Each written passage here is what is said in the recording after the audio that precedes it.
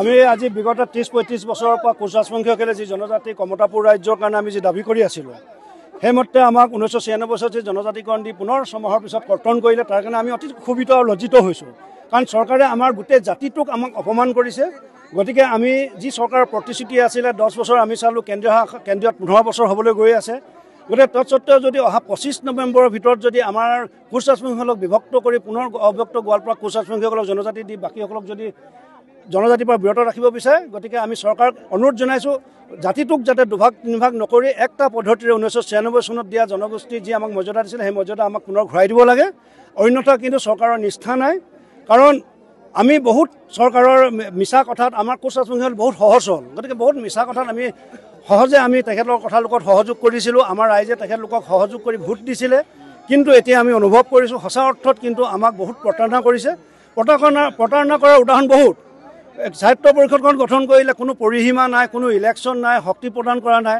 উন্নয়ন পৰিষদখন গঠন কৰিলে প্ৰণৱ নাৰায়ণ দেৱৰ নামৰ এজন ব্যক্তিক অধ্যক্ষ পাতিলে, 30-40% তেখেতে কমিশ্যন লৈ কাম কৰি আছে। আজি পৰ্যন্ত আমি চৰকাৰক অভিযোগ দিছোঁ, মুখ্যমন্ত্ৰীক দিছোঁ, ৰাজ্যিক সভাপতিক দিছোঁ, স্থানীয় বিধায়কক দিছোঁ, জিলা আয়ুক্তৰ যোগেদি দিছোঁ।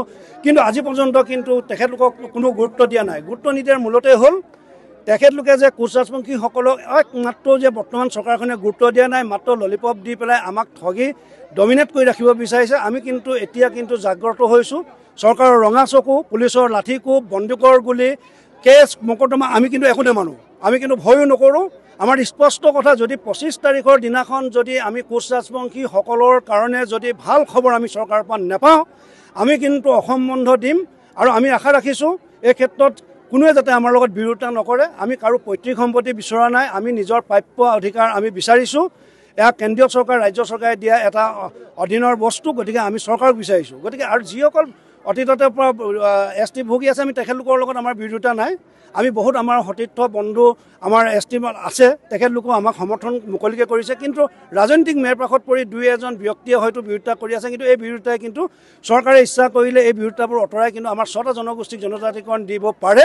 বিশেষকৈ কিন্তু কোচ ৰাজবংশীসকলক কিন্তু জনজাতিকৰণ দিয়াৰ ক্ষেত্ৰত কিন্তু এক চোটাও কিন্তু বাধা নাই। কিয় 1996 চনত দিয়া সকলো কাৰ্য্য আমাৰ ইতিমধ্যে চৰকাৰে জমা দিছে। ৰাজ্যসভাত আমাৰ বিল আছে। গতিকে আমাক জনজাতি দিয়া চিলাপথাৰত আজিতো আমাৰ 5,000 অধিক মানুহ আমাৰ গোট খাইছে।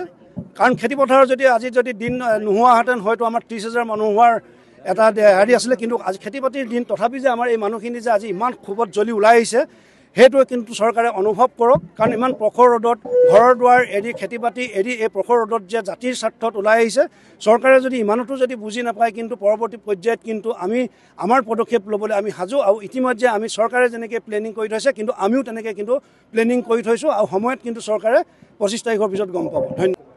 হয়, আপোনালোকে নিশ্চয় গম পায়, আমাৰ কোচ আছে জনগোষ্ঠীৰ জনজাতিকৰণ আৰু পৃথক কমতাপুৰৰ কাৰণে আমি দীৰ্ঘদিন আন্দোলন কৰি আছোঁ। আৰু এই নৱেম্বৰৰ 25 তাৰিখে প্ৰতিবেদন অসম চৰকাৰ, ভাৰত চৰকাৰক ইতিমধ্যে আপোনালোকে গম পাইছে প্ৰতিবেদন প্ৰেৰণ কথা আছে।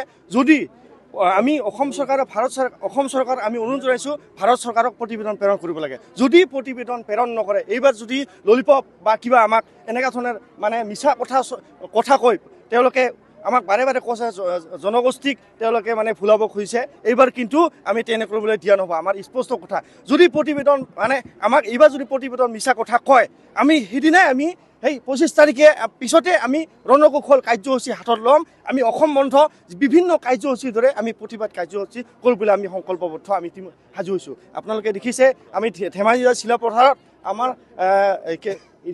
সময়ত খেতিৰ সময়ৰ দিন। গতিকে মানুহ আমাৰ বহুত আহিব লগা আছিল, যদিও আমাৰ কিছু মানুহ আহিব পৰা নাই। গতিকে যিখিনি মানুহ হৈছে, আমাৰ সমগ্ৰ জিলাই ইতিমধ্যে আন্দোলন কাৰ্যসূচী আমাৰ আৰম্ভ হৈছে। আমাৰ এটাই লক্ষ্য, এটাই উদ্দেশ্য, আমি কমতাপুৰ সাহিত্য পৰিষদ দিছে, যদি কমতাপুৰ সাহিত্য পৰিষদ কিন্তু আমি বিচৰা নাছিলোঁ। আমি বিচাৰিছোঁ যে জনজাতিকৰণ আৰু পৃথক কমতাপুৰ সমস্যা সমাধান কৰিব লাগে।